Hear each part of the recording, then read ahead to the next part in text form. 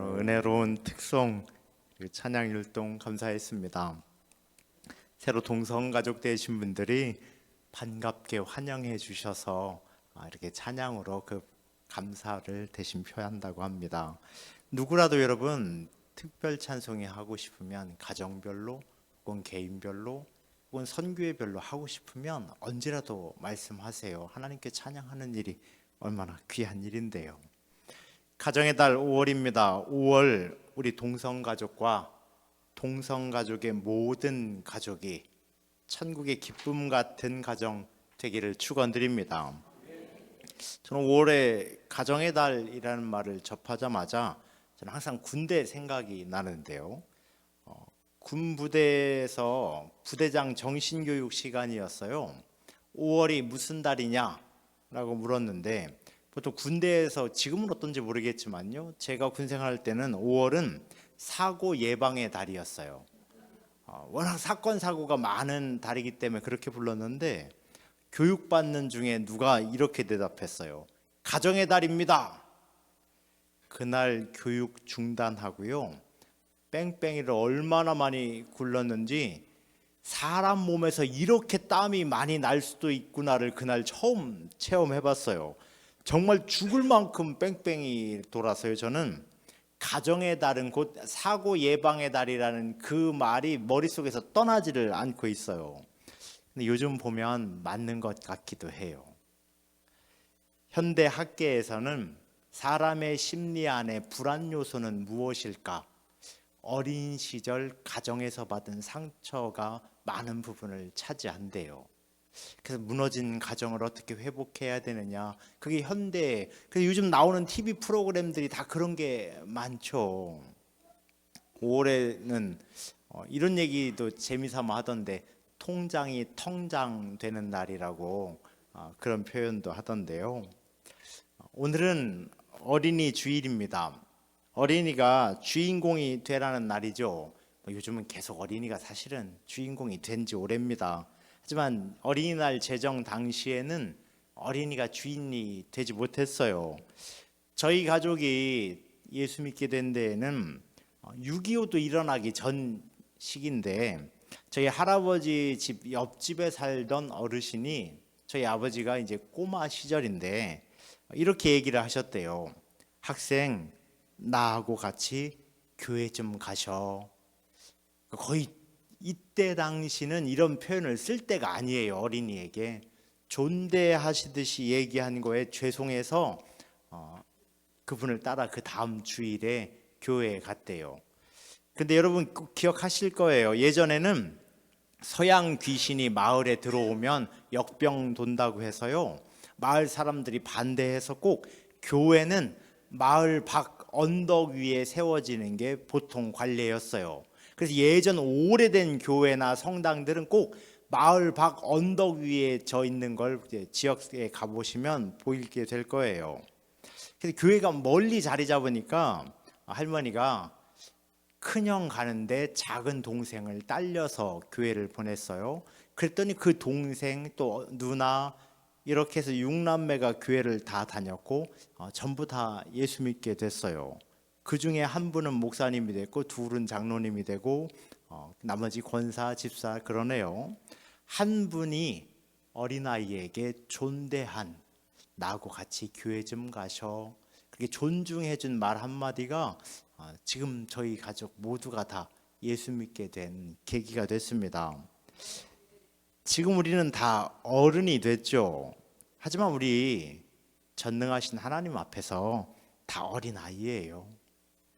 그러니까 우리는 하나님이 지으신 세상의 주인공이자는 얘기예요. 주인공이 따로 있는 것 같아서 좀 속상합니까? 세상의 주인이 따로 있는 것 같습니까? 아니에요. 우리는 하나님이 제작하시고 감독하시는 천지창조 작품의 주인공이에요. 아담과 하와만이 아니라 우리도 여전히 그 주인공의 역할을 감당하고 있는 거예요. 옆에 분에게 이렇게 한번 인사하시죠. 만나서 반갑습니다. 지난주는 어떤 작품의 주인공이셨습니까?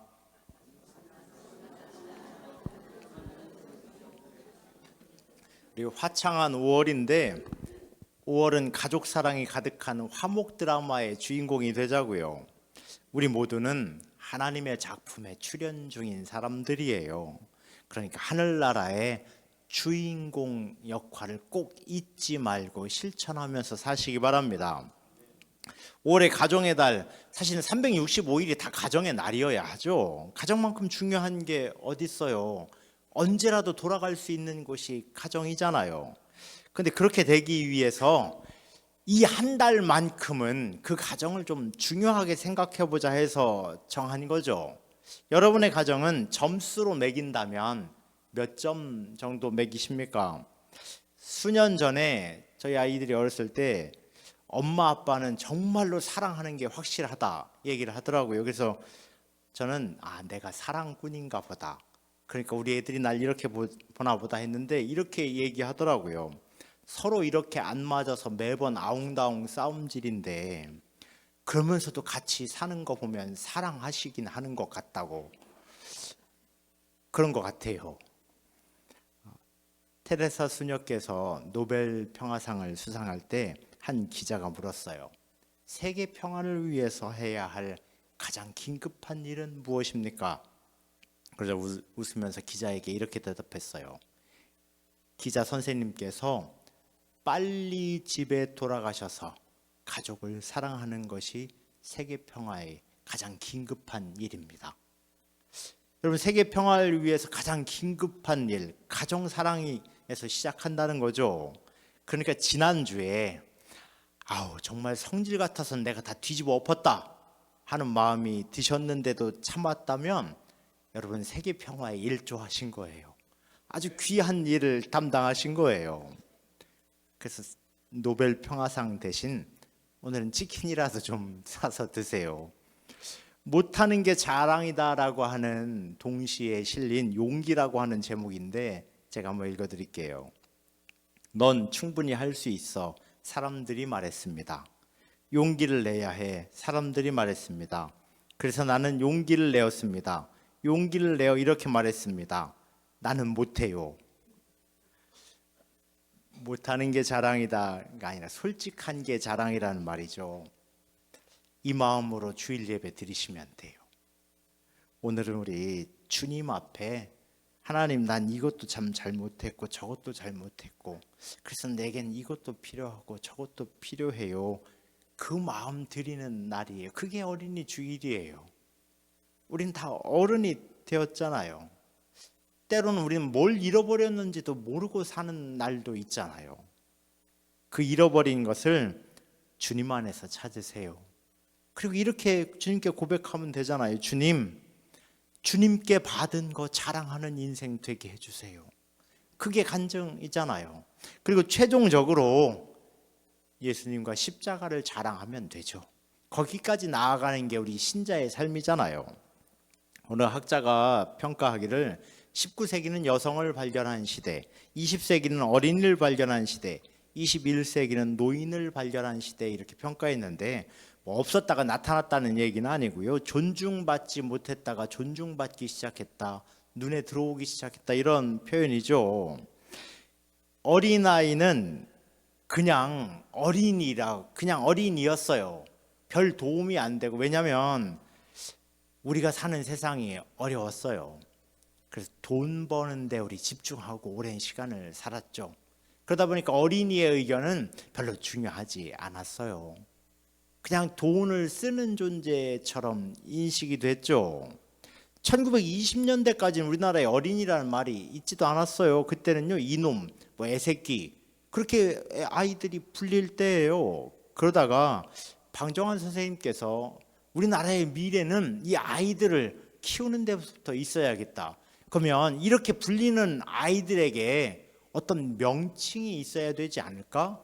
그래서 어리신이라고 불렀고 그 말이 줄여서 어린이라고 된 거예요. 이때 당시 이게 1921년도의 일이고 22년 5월 1일에 어린이날을 제정하면서도 사람들이 애새끼들한테 무슨 날이라고 명칭이 필요하냐. 실제 이게 그때 당시 신문에 우리나라에 기록된 기록이었어요. 그런데요, 그보다 더 먼저 우리나라에 오신 감리교 선교사님께서 미국 감리교회에 5월 꽃주일이라고 하는 어린이 주일이 있어요. 그래서 교회에 오는 아이들에게 꽃을 선물해 주면서 꽃보다 예쁘고 귀한 아이들, 예수님이 우리를 그렇게 대접하신다. 그 날이 이제 꽃주일인데, 그래서 그 주일을 먼저 우리나라 와서 지켰고, 아마 방정환 선생님이 그거를 따서 좋은 거니까 실천한 거예요. 그러니까 어린이날에 대한 행사와 관심은 우리 감리교회가 원조예요. 우리나라에서 여러분 이거 어디 가서도 자랑하고 자부심 가지셔도 되는 일입니다. 1800년 12월 영국의 어느 감리교회 당회에서 교회가 부흥해야 하는데 교인이 한 명도 늘지 않았다고 걱정스러운 말들이 오고 갔습니다. 그러자 목사님께서 그래도 올해 모펫이라고 하는 어린이가 등록했습니다. 그래서 당회원들이 너무 어려서 교인 등록이라고 표현하기 좀 어렵지 않습니까? 이런 말들이 그날 당회에서 오고 갔대요. 세월이 흘러서 그 모펫이라고 하는 어린아이는 남아프리카 선교회를 조직했고, 그의 사회인은 아프리카의 위대한 선교사 리빙스턴이 되었습니다. 로버트 모펫, 그가 50년 선교, 아프리카 선교를 마치고 고국에 돌아왔을 때 영국의 국왕도 자리에서 일어나서 그에게 경의를 표했고요. 누구도 기대하지 않던 가난한 집 어린 시절에 일터로보다 더 다녔던 모펫이 이렇게 대단한 일을 할 줄은 아무도 예상하지 않았습니다. 하지만 우리 하나님은 영국의 스코틀랜드의 조그만 시골 감리교회에 9살 어린이 모펫이 등록한 날 얼마나 좋아하셨겠어요. 내가 이 어린이를 통해서 아프리카 선교를 이루어야겠다. 내가 이 어린이를 통해서 세계 부흥의 발전을 이루어야겠다. 얼마나 관심 갖고, 또 등록 교인이 없다고 고민하던 그 교회에 얼마나 큰 선물을 준 거예요. 그 교회 때문에 또 아프리카 선교가 있었던 것도 되는 거잖아요. 우리도 마찬가지예요. 사랑하는 동성가족 여러분, 우리가 여러분이 예수 믿은 그 순간을 하나님 한 번도 잊지 않고 좋아하고 또 좋아하시는 중이에요. 여러분은 여러분의 유년 시절을 어떻게, 청소년 시절을 어떻게 기억하십니까? 그때 나에게 해주고 싶은 이야기가 있습니까? 저는 어린 시절에 저에게 좀 이런 얘기를, 혹은 청소년 시절, 청년 시절이라도 좋아요. 제가 저에게 얘기할 수 있다면 이런 얘기를 꼭 해주고 싶어요. 너무 무서워하지 마. 너무 힘들어하지 마. 예수님을 믿어. 그때 차라리 기도해. 차라리 찬송해. 하나님이 너를 정말 사랑하신다. 하나님 사랑에서 벗어날 생각하면 안 돼. 그 얘기를 꼭 좀 해주고 싶어요. 근데 그때 나에게, 그때 우리에게 얘기를 해줄 방법은 없죠. 아쉽죠. 하지만요, 전능하신 하나님께서는 그때 나에게도 얘기하시는 중이라고 스바냐 선지자를 통해서 말씀하셨어요. 제가 쉽게 풀어드릴게요. 너의 모든 순간에 내가 있었다. 그리고 나는 너의 모든 걸 해결해 줄 수 있도록 힘이 세다. 동성가족아, 나는 너 때문에 기쁘고 즐겁다. 어느 정도냐면 소리를 지를 만큼 좋다. 이렇게 좋은 이유는 너이기 때문이다. 이게 너의 하나님 여호와가 너희 가운데 계시니, 그 말씀을 제가 이렇게 편하게 쉽게 풀어드렸습니다. 여러분, 어느 날 우리 여선교회 분들은 결혼하고 첫 아이를 낳아 기르면서 친정엄마 생각에 하염없이 눈물 났던 날도 있었을 거예요. 우리 남선교회 분들도 마찬가지죠. 자녀를 위해 수고를 마다하지 않고 때로는 자존심 굽혀가면서 또 일터로 나갔던 그 삶을 느끼면서 우리 아버지도 나를 이렇게 키우셨겠구나. 그래서 아버지가 그리웠던 순간도 있을 겁니다. 그러면서 우리는요, 하나님의 마음도 조금 알게 되죠. 우리가 자녀를 보면서 행복을 느낄 때 하나님도 나를 이렇게 좋아하시겠구나. 우리가 자녀를 보면서 속이 타들어가는 순간들이 있죠. 더 해주지 못해서 안타까웠던 그날들, 우리 하나님도 나를 보고 또 그런 날들이 있었겠구나. 우리가 눈물을 흘리며 자녀를 위해 기도했던 그날, 우리 하나님도 이렇게 나를 위해 간구하고 계시겠구나. 어린이 주일은 그런 날들을 돌아보는 날이에요. 우리의 상처가 치료되는 날인 거죠. 예수님은 어떻게 어린이를 생각하셨을까? 시대적으로 2000년을 앞서가신 거예요. 당시 여자와 어린이 이방인들은 천대했어요. 심지어 사람 수에 세지 않았어요. 지금도 차별이 있는데 이때는 말해서 뭐 하겠어요. 그런데 2000년 전에 예수님께서 뭐라고 하셨냐면, 이제 공생의 마지막이 가까웠을 때 가이사랴 빌립보 지역을 지나가면서 너희들은 나를 누구냐 하고 물어보시고, 베드로가 주는 그리스도시요 살아계신 하나님의 아들이십니다 고백한 다음에 가버나움으로 오시던 중에 제자들에게 자기들끼리 무슨 얘기를 했냐면, 천국에서 누가 큰 자가 될 것인가 논쟁하는 소리를 들었어요. 좀 전까지 예수님께서 이제 고난받고 죽으셔야 한다는 얘기를 했는데 자기들은 누가 크게 되겠냐 이 얘기를 하고 있는 거예요. 우리 성인이라고 예배 시간에 이렇게 다 점잖게 있지만 우리 다 태윤이 규찬이처럼 그렇게 어린 시절이 있었죠. 누가 알면 부끄러운 일도 있잖아요. 초등학교, 중학교, 고등학교 앨범 공개하자고 하면 다 싫을 거예요. 왜 그렇게 앨범 사진은 못 나오는지 모르겠어요. 그런데요, 우리 모두는 하나님 앞에 이제 유치원 졸업 사진 찍으려고 머리 곱게 빗은 수준에 불과해요. 우리 아는 게 많다고 하지만 모르는 게 더 많잖아요. 때로는 내 마음 나도 몰라 하는 순간도 있잖아요. 내 뜻대로 안 되는 게 갈수록 많아진다라는 것도 우리 경험하잖아요. 2000년 전 예수님을 따라다녔던 제자들, 그들은 예수님 앞에 좀 철이 없었어요.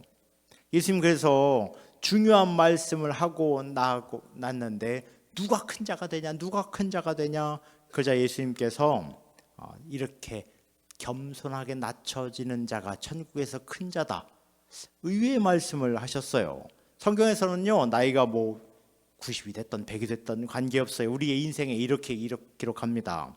내일 일을 너희가 알지 못하는도다. 너의 생명이 무엇이냐? 너희는 잠깐 보이다가 없어지는 안개니라. 이게 우리 스스로에 대한 인생을 자각하라는 거예요.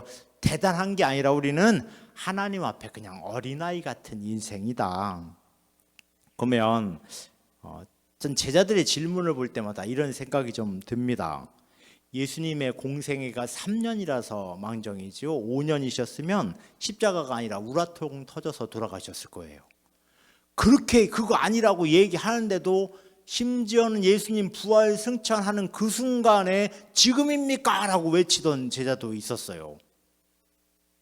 지금이 회복의 그때입니까? 그러니까 아직 생각을 못 바꾸고 있던 그 순간에도 성령 받기 전까지는 변하지 않은 사람들이 있었어요. 제자들의 관심은 계속 그거였어요. 누가 천국에서 큰 자냐, 누가 인정받는 사람이냐, 예수님 누구를 영의정 자의정으로 세우실 것이냐, 이게 온통 관심이었어요. 근데 이건 우리의 관심이기도 하죠. 우리는 눈에 보이는 가치가 아주 소중한 가치가 된 것도 오래예요. 어느 시골 교회에서요, 어버이 주일이 끝나고 어느 분이 딸이 선물해 준 가방을 이렇게 들고 왔대요. 그랬더니 다른 분이 저거 짝퉁이라고, 가짜라고, 싸구려라고, 시장에서 사온 것 같다고. 근데 그분 딸이 이제 백화점에서 사온 거라고. 이게 오래전 얘기예요. 그래서 아주 신랄하게 싸웠대요, 서로. 가짜 갖고 다닌다, 뭐 내게 더 비싸다. 그래서 목사님께서 특단의 조치를 내리셨대요. 이제 교회 올 때 성경책 손에 들고 오세요. 가방 갖고 오는 사람 가만 안 둡니다.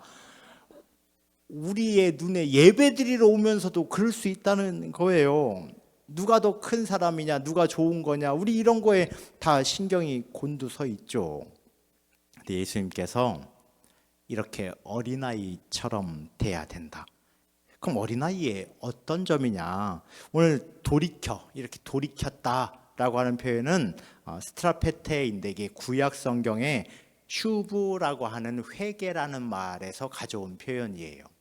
완전히 돌이키는 표현이에요. 우리 누구나 다 어린이였죠. 어린아이가 아니었던 사람이 있습니까? 물론 저처럼 어린 시절 나이 들어 보이는 부류의 사람들도 있습니다. 저 고등학교 졸업 앨범을 보면서 교회 자매들이 예전에는 졸업 앨범 서로 돌려보는 막 모여서 그런 재미가 있었잖아요. 교회 자매들이 저한테 너는 이게 무슨 취직 앨범, 취직 이력서 사진이냐, 사진이 이렇게 찍었냐 막 그렇게 얘기했던 기억도 있는데, 여러분, 예수님 하나님 안에서 잃어버린 걸 좀 다시 찾아라. 너희들 진짜 이게 너희들이 추구할 거냐? 누가 큰 자가 되는 것, 누가 좋은 자리에 앉는 것, 누가 좀 권세 있는 게 진짜 너희들의 관심사냐? 너희들 나를 보고 모르겠냐? 잊어버린 거, 너희들 진짜 중요한 걸 잃어버렸다. 그러면서 어린아이를 들어서 이렇게 되어야 새 나라의 장관이 될 수 있다.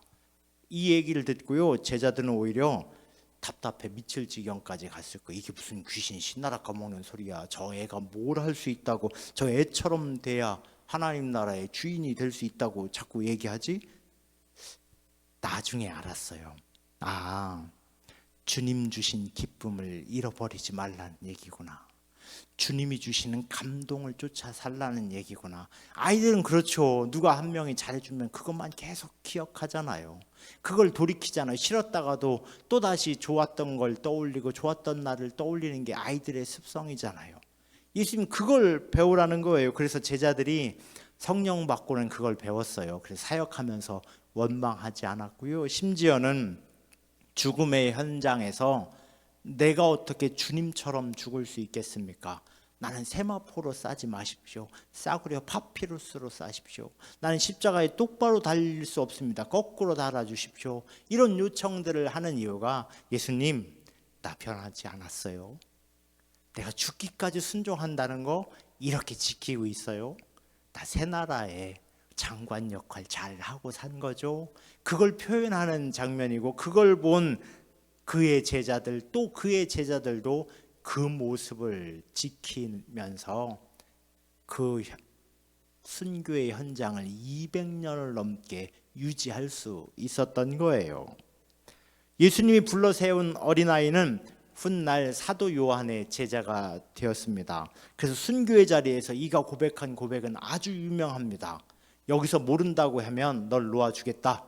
그가 이렇게 얘기했습니다. 우리 주님은 한 번도 나를 모른다 하시지 않았는데 내가 어떻게 주님을 모른다고 하겠습니까?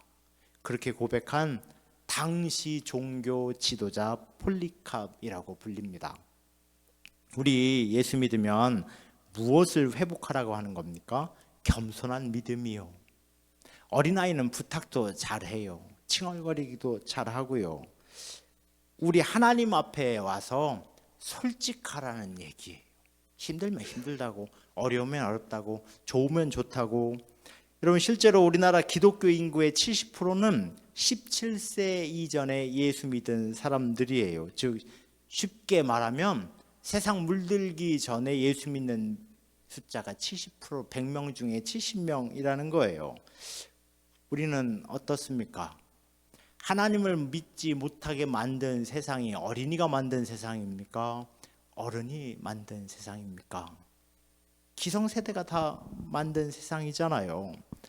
제자들이 지금 하는 모습을 보니까 그렇게 될 게 뻔한 거예요. 섬기고 낮은 자리, 겸손한 자리, 하나님께 돌이키는 자리로 가지 않고 서로 내가 이거 하겠다, 내가 저거 하겠다, 상대적 박탈감을 만들 게 뻔한 거예요. 그럼 교회가 아니라 그건 지옥이죠. 그렇게 만들 것 같아 보이니까 예수님 아이를 불러서 설명하고 있는 거예요. 초등학교 때 친구들하고 진짜 진지한 고민을 한 적이 있습니다. 요즘은 그렇지 않은데요. 그때 한 명이 이렇게 얘기했어요. 야, 엄마가 때리는데 그거 어떻게 대처해야 되냐? 그때 경태라는 친구가 기절한 척하면 된다. 그럼 더 안 때리더라. 걔네 엄마는 진짜 기절할 만큼 때리긴 했어요. 그런데 제가 그때 시절에 안 좋은 습관이죠. 근데 친구들하고 하는 습관이었는데 무슨 말 하다가 좀 기분이 언짢으면 에이 이렇게 주먹을 쥐는 습관이 있었어요. 그냥 남자애들끼리 하는 습관이에요. 근데 엄마가 뭐라고 해서 습관은 꼭 드러나잖아요. 저도 모르게 엄마한테 에이 했어요. 아버지 허리띠로 맞았어요 그날. 요즘 그게 틱톡이라고 하는 걸로 찍어서 엄마한테 대들다가 이렇게 이게 촬영이에요 막 하는 장면이 있더라고요. 그거 보면서 제가 세상 좋아졌다. 난 저거 하다 죽을 뻔했는데. 그래서 제가 경태가 한 말이 생각나서 기절한 척을 했어요. 근데 진짜로 기절하면 그 뒤로 맞는 게 안 아플 텐데 어설펐는지 그 뒤로 계속 맞았고 엄마한테 살려달라고 부둥켜 안고 잘못했다고 다시는 안 그러겠다고 돌이켰어요. 저는 그날 두 가지를 느꼈어요. 엄마한테 대들면 죽을 수도 있다. 그리고 연기자로서는 나는 가망성이 없다. 그래서 누구나 다 꿈꾸는 연기자의 꿈을 아예 일찌감치 저는 접었습니다. 그리고 다시는 엄마 앞에서 주먹을 드는 행동을 하지는 않았어요. 물론 이전보다 조금 말을 더 잘 들은 것 같기도 하고요. 예수님, 너희들이 하나님의 권한을 사용하고 싶으냐? 그럼 제자들에게 권한도 실제로 주셨잖아요. 그러면 그 권한을 사용하다가 권한이 먹히지 않는 순간도 올 거다. 너희를 박해하는 자들이 올 거다. 예수님 실제로 말씀하셨잖아요. 너희들이 양을 이리 가운데 보낸 것 같다. 그때 어떻게 해야 되느냐? 참고 견디라는 거 아니에요. 하나님께 빨리 달려오라는 거예요. 혼나고 어렵고 힘든 세상 속에 살다가 어린아이가 엄마에게 매달려 우는 것처럼 하나님께 달려오라고 하는 거예요. 또 이렇게 어린이를 대접하라는 거에 뭘 얘기하는 거예요? 세상이 주는 기쁨 권한만 추구하다가는 속빈 강정된다는 거잖아요. 세상이 주는 기쁨은 갈증만 주니까 우리 주님이 주는 기쁨을 서로 나누어 가지라는 말씀이잖아요. 그리고 나서 어린이는 보호받아야 할 대상이에요. 누구라도 그렇죠. 이 얘기는요, 너 자신을 상처 주는 사람들하고 어울리지 마라. 상처받는 곳에 가지 마라. 그런 말씀을 포함해요. 혹은 오늘 말씀에 예수님께서 우연히 했더라도 그들에게 화가 없진 않을 것이다. 이 얘기가 뭐냐면 어쩔 수 없이 그랬어 라고 얘기하는 사람에게도 예수님 책임을 묻겠다는 거예요. 나를 괴롭힌 사람에 대해서만큼은요.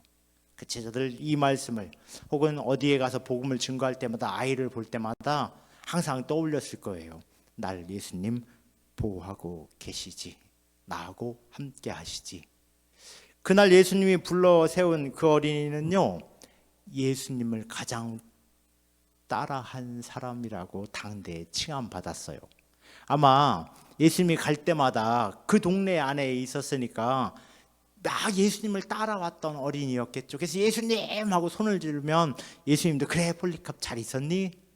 얘기해 주셨겠죠. 그래서 그 믿음대로 따라 산 어린이는 부모가 시키는 대로 하고 살잖아요. 부모의 모습을 따라 살잖아요.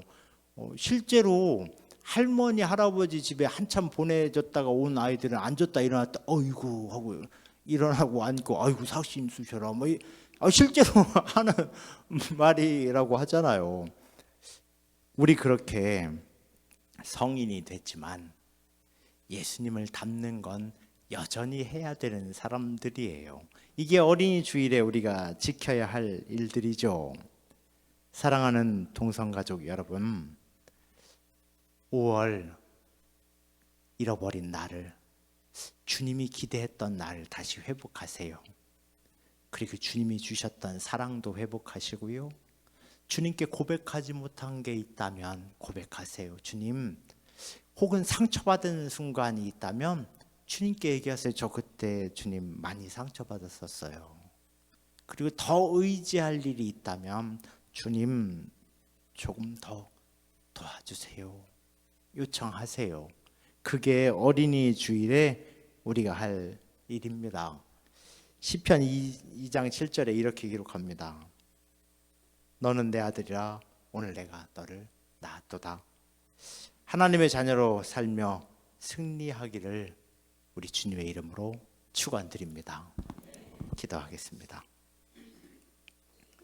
하나님, 스바냐 선지자를 통해서 하신 그 말씀이 우리의 말씀 되게 하여 주시고, 오늘 내가 너를 낳았도다, 그 말씀이 우리의 희망과 능력 되게 해 주옵소서.